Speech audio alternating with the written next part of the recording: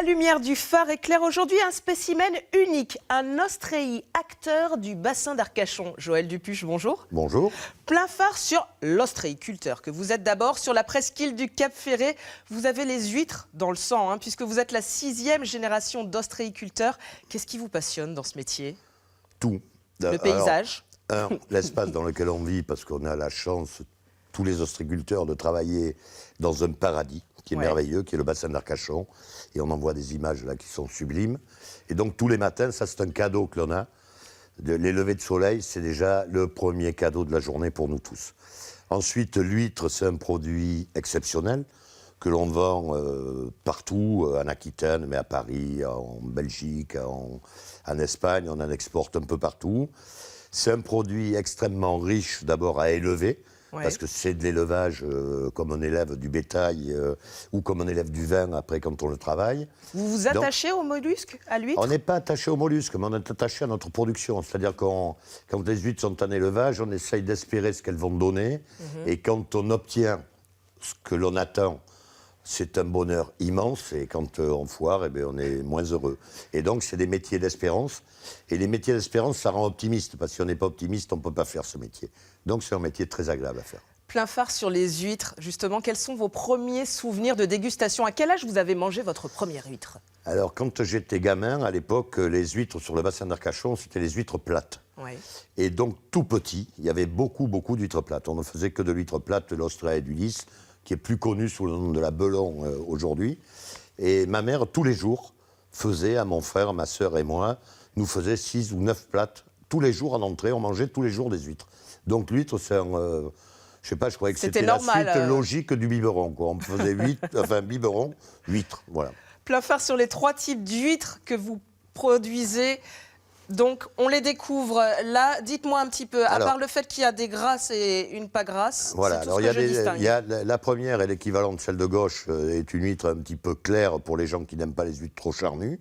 Ensuite, on passe à la spéciale qui est un petit peu plus charnue, et à la perle qui est encore plus charnue.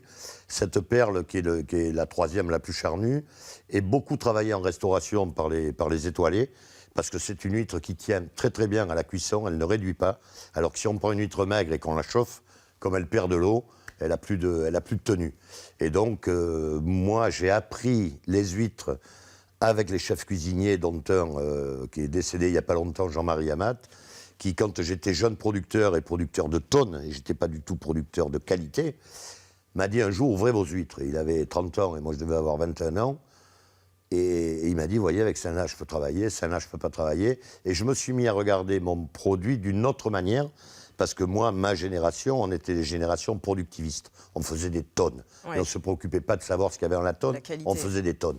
Et en fait, les chefs, tous les chefs en général, m'ont appris au cours de mes 40 et quelques années de carrière à essayer de faire toujours mieux. Pas à faire toujours mieux, mais à essayer de faire toujours mieux. Et donc, je me suis fabriqué une philosophie du produit que j'aimais, et j'essaye de faire partager le produit que j'aime aux gens. Je n'ai pas la référence bon goût. En faisant attention aux quantités, du coup. Voilà. Et par contre, on essaye de... Voilà, j'essaye de faire apprécier ce que j'aime. Après, ça marche ou ça ne marche pas, c'est notre problème. Plein phare sur votre célébrité. Qu'est-ce que ça vous fait de voir qu'ostréiculteur et Cap Ferret, finalement, c'est devenu synonyme de Joël Dupuche? Non, c'est pas, le Cap Ferret existait bien avant moi. Le Cap Ferret a été très célèbre. Mais quand on fait une recherche sur Google, Cap Ferret, huître, on tombe tout de suite sur Joël Dupuche.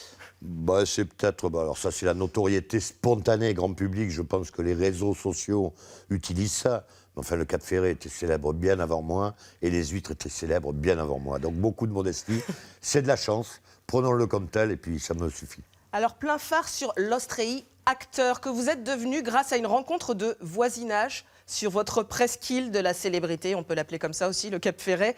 Un certain Philippe Starck vous présente Guillaume Canet. Exactement. Et c'est là que commence votre aventure. Alors, avant les petits mouchoirs, il y avait ne le dis à personne. En fait, oui, c'est une histoire d'amitié pure. Guillaume Canet est un mec, c'est un paysan. Mais quand je dis paysan, c'est noble pour moi comme appellation. Il aime la terre, il aime les endroits, il aime les gens. Et donc, quand on s'est rencontrés, j'ai essayé de lui faire partager mon pays et le paradis dont je parlais tout à l'heure. Il a adhéré, on s'est vu, on s'est revu, un soir de déconnade, où j'ai fait un sketch à quelqu'un. Il m'a dit, tu joues super, tu vas tourner dans mon prochain film. Et j'ai fait Ne le dis à personne avec lui, mais sur vraiment pas un soir de beuverie, parce qu'on ne peut pas dire ça. Mais enfin, on était un peu chaud.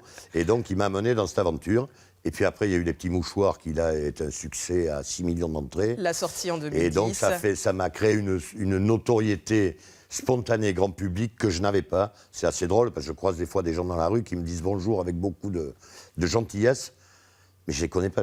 Mais eux, par contre, ils ont mémorisé le visage, parce que la fin Mais du ça a film, développé un tourisme petit mouchoir sur la presqu'île. Non, il était déjà développé bien avant. La Mais le presqu'île du côté, Cap c'est le Ferré. Joël Dupuche des petits mouchoirs. Non, la presqu'île du Cap Ferré a été presque inconnue jusqu'en les années 80, parce que d'abord, elle était coupée en deux. La moitié de la commune appartenait à la mairie de La Teste, qui gérait ça avec la même importance que nous, les Kerguelen, pour les Français. On en a entendu parler, mais on ne sait pas où c'est.